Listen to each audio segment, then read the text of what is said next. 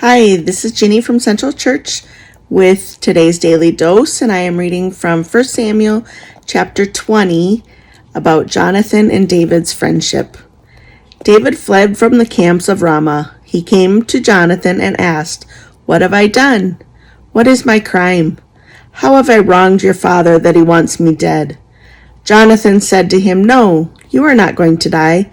Listen, my father doesn't do anything big or small without first telling me. Why would my father hide this from me? It isn't true." But David solemnly promised in response, "Your father knows full well that you like me." He probably said, "Jonathan must not learn about this or he'll be upset. But I promise you, on the Lord's life and yours, that I am this close to death."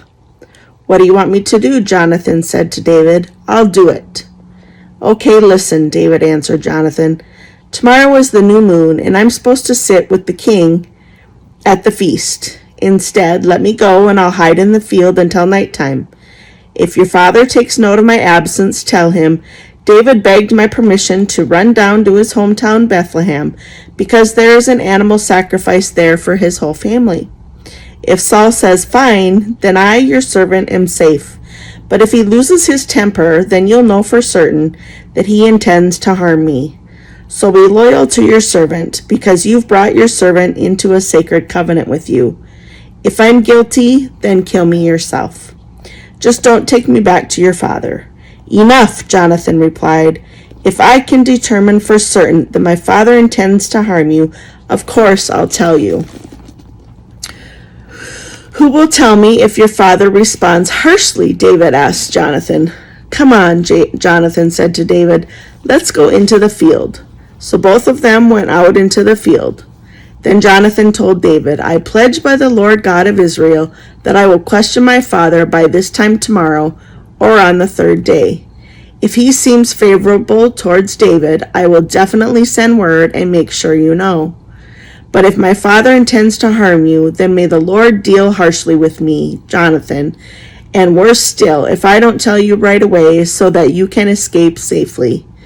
May the Lord be with you as he once was with my father.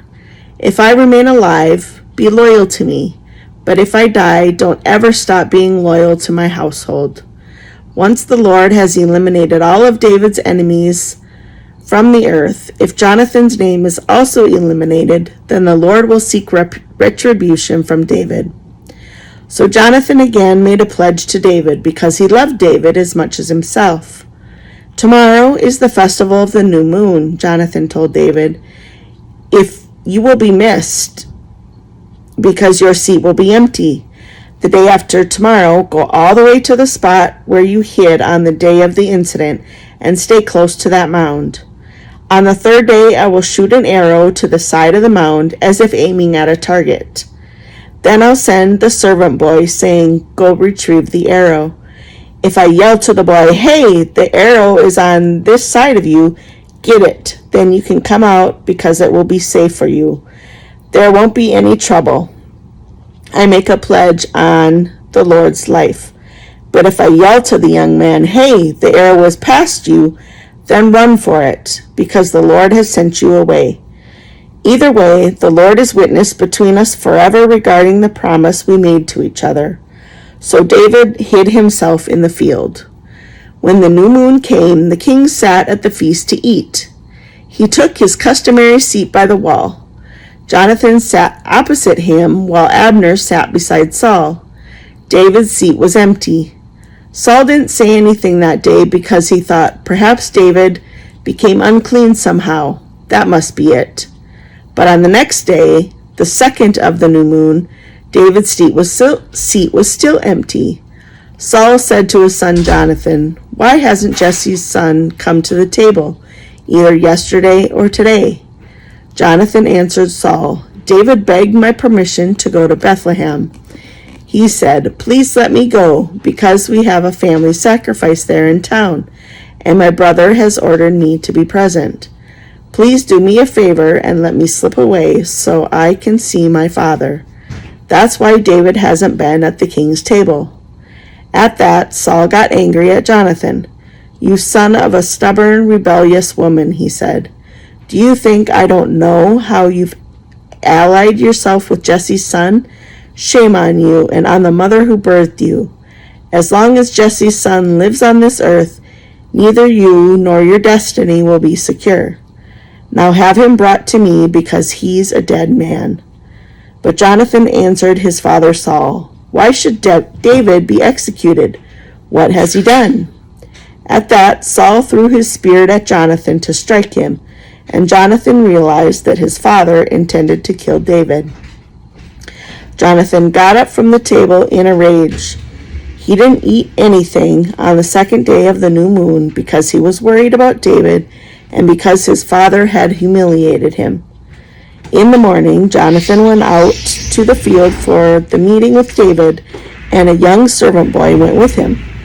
He said to the boy, "Go retrieve the arrow that I shoot." So the boy ran off. He shot an arrow beyond him. When the boy got to the spot where Jonathan shot the arrow, Jonathan yelled at him. "Isn't the arrow past you?" Jonathan yelled to the boy again. "Quick, hurry up, don't just stand there." So Jonathan's servant boy gathered up the arrow and came back to his master. The boy had no idea what had happened. Only Jonathan and David knew. Jonathan handed his weapons to the boy and told him, "Get going. Take these back to town." As soon as the boy was gone, David came out from behind the mound and fell down, face on the ground, bowing low 3 times. The friends kissed each other and cried with each other, but David cried the hardest. Then Jonathan said to David, "Go in peace, because the 2 of us made a solemn pledge in the Lord's name when we said, 'The Lord is witness between us and between our descendants forever.'" Then David got up and left, but Jonathan went back to town.